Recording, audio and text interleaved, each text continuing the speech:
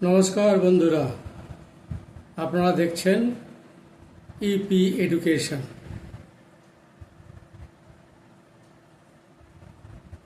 অবশ্যম্ভাবী ঘটনাকে মেনে নেওয়ার অভ্যাস গড়ে তুলুন, আপনি আনন্দে থাকবেন। এই প্রসঙ্গে লেখক তার লেখাতে কি বলছেন আমি আপনাদের শোনাচ্ছি, শুনলে অনেকটা বুঝতে পারবেন। লেখক ছোটবেলায় এক জায়গায় বাস করতেন। তিনি একদিন কাঠের তৈরি একটা পরিত্যক্ত বাড়িতে কয়েকজন বন্ধুকে নিয়ে খেলা করছিলেন। ছোটবেলায় সেই বাড়ির চিলেকোঠা থেকে নেমে আসার সময় চৌকাঠে পা রেখে নিচে লাফ দিলেন। মুহূর্তের মধ্যে একটা অতি অপ্রত্যাশিত দুর্ঘটনা ঘটে গেল। তার বাঁ হাতে তর্জনীতে ছিল একটা আংটি। লাফ দেবার সময় সেটা একটা পেরেকের মাথায় আটকে গেল আর আঙুলটি হাত থেকে বিচ্ছিন্ন হয়ে গেল। তিনি যন্ত্রণায় আর্তনাদ করে উঠলেন এবং ভীষণ ভয় পেয়ে নিশ্চিত হয়ে গেলেন যে মৃত্যু তাকে গ্রাস করতে আসছে। কিন্তু হাতের ক্ষত যখন শুকিয়ে গেল, তিনি এক সেকেন্ডের জন্যও কিন্তু আর তা নিয়ে অনুতাপ করলেন না। যা ঘটার সেটা তো ঘটেই গেছে, বৃথা সেটা নিয়ে দুশ্চিন্তা করে লাভ কি। যেটা অবশ্যম্ভাবী ছিল সেটাকে তিনি সহজেই স্বীকার করে নিলেন। কয়েক বছর আগে নিউ ইয়র্কের একটা অফিস বাড়িতে এক ভদ্রলোকের সঙ্গে লেখকের সাক্ষাৎ হয়েছিল। তিনি সেখানে উত্তোলন যন্ত্রের সাহায্যে মাল ওঠানো নামানোর কাজ করতেন। লেখক লক্ষ্য করলেন তার বাঁ হাতটি কবজি থেকে বিচ্ছিন্ন। তিনি সেই ভদ্রলোককে জিজ্ঞাসা করলেন এই অবস্থা তার কোনো রকম অসুবিধার সৃষ্টি করছে কিনা।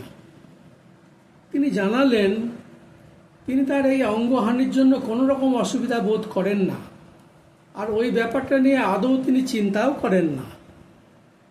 একমাত্র সূচে সুতো পরানোর সময় যখন চেষ্টা করেন তখনই কেবল বিশেষ অঙ্গটি হারানোর অসুবিধা অনুভব করেন। তরল পরিহাসের ছলে তিনি কথাগুলো বলতে পেরেছিলেন, কারণ দুর্ঘটনাটিকে অবশ্যম্ভাবী বিবেচনা করে খুব সহজেই তিনি সেটাকে স্বীকার করে নিয়েছিলেন। সবচাইতে আশ্চর্যজনক ব্যাপার হলো, আমরা যদি কোনো দুর্ঘটনা বা বিপর্যয়কে অবশ্যম্ভাবী হিসেবে বিবেচনা করতে পারি, তাহলে কত সহজে আমরা সেটাকে স্বীকার করে নিয়ে বিরুদ্ধ অবস্থার সঙ্গে নিজেদের খাপ খাইয়ে নিতে পারি এবং সেটাকে ভুলে যেতেও পারি। জীবনে চলার পথে মানুষকে নানা রকম অপ্রীতিকর অবস্থার সম্মুখীন হতে হয়, সেগুলোর কোনো তারতম্য হয় না।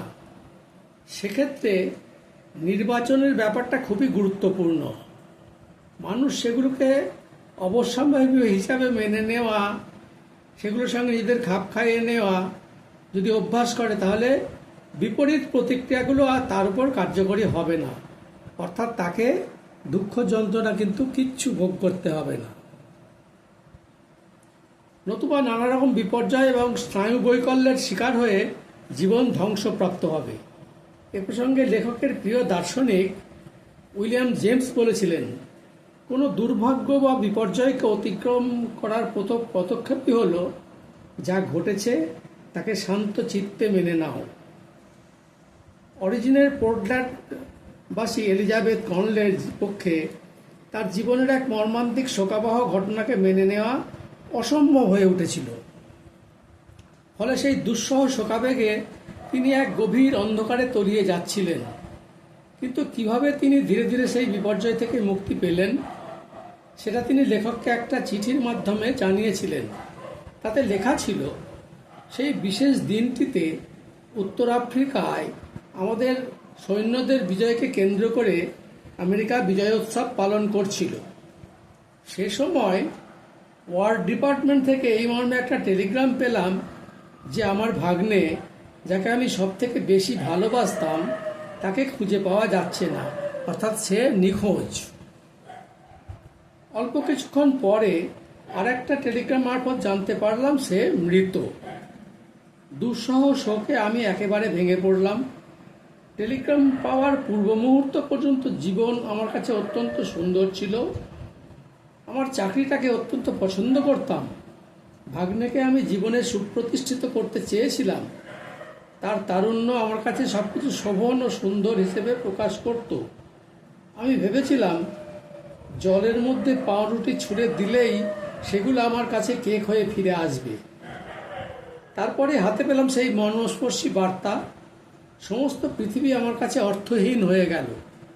মনে হলো আমার বেঁচে থাকার জন্য পৃথিবীকে সব কিছু হারিয়ে গেছে। কাজে অবহেলা করতে শুরু করলাম। বন্ধু বান্ধবকে এড়িয়ে চলতাম। আমার ব্যবহার অত্যন্ত রুক্ষ হয়ে উঠল। সব বিষয়ে ঘৃণা এবং অসন্তোষ প্রকাশ পেতে শুরু করলো। আমি শোকে এত মুহ্যমান হয়ে পড়লাম যে আমি স্থির করলাম চাকরি ছেড়ে দিয়ে কোথাও চলে যাব এবং অশ্রুজল ও তিক্ততার মধ্যে নিজেকে লুকিয়ে রাখব। সেই ভেবে যখন ডেস্কটাকে পরিষ্কার করতে শুরু করলাম, তখন কাগজপত্রের মধ্যে ভাগ্নের লেখা একটা চিঠি দেখতে পেলাম। কয়েক বছর আগে আমার মায়ের মৃত্যুর পর সেই চিঠিটা আমায় লিখেছিল। চিঠির বক্তব্য ছিল, আমরা সকলেই নিশ্চয়ই তার চিরবিদায়ের অভাব বোধ করব। বিশেষত তুমি যে কতটা ভেঙে পড়েছ, তুমি যে কতটা অসহায় বোধ করছো, তা মর্মে মর্মে উপলব্ধি করছি। কিন্তু আমার দৃঢ় বিশ্বাস, এই অবর্ণনীয় এবং দুঃসহ শোকের আঘাত তুমি ধীরে ধীরে কাটিয়ে উঠতে পারবে। তোমার নিজস্ব দার্শনিক দৃষ্টিভঙ্গি তোমাকে সেটা করার অনুপ্রেরণা দেবে। তুমি আমাকে সুন্দর সুন্দর সত্যগুলো শিখিয়েছিলে। আমি যেখানেই থাকি এবং আমরা পরস্পর থেকে যত দূরেই থাকি, সর্বদা আমার স্মৃতিপথে জাগরুক হয়ে থাকবে যে তুমি আমায় হাসতে শিখিয়েছিলে, আর শিখিয়েছিলে জীবনে চলার পথে যে বিপর্যয়ের সম্মুখীন হই না কেন তাকে হাসি মুখে মেনে নিতে। আমি চিঠিটা বেশ কয়েকবার পড়লাম। মনে হলো সে যেন আমার পাশে দাঁড়িয়ে কথা বলছে। সে যেন আমাকে বলছে, তুমি যা যা আমায় করতে শিখিয়েছিলে সেগুলো তুমি নিজেই অনুসরণ করছো না কেন? এই দুঃসহ শোকের আঘাত কাটিয়ে ওঠার চেষ্টা করো। মোটেই ভেঙে পড়ো না। যা ঘটেছে তাকে মেনে নাও। নিজের শোক দুঃখ যন্ত্রণাকে হাসি দিয়ে ঢেকে রেখে এগিয়ে চলার চেষ্টা করো।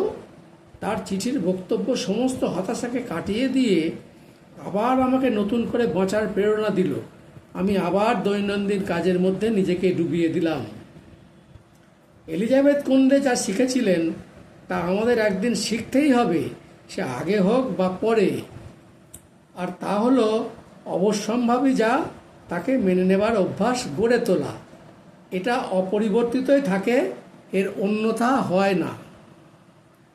এই বাক্যটির মধ্যে শব্দ সংখ্যা অতি অল্প হলেও এর গুরুত্ব অপরিসীম।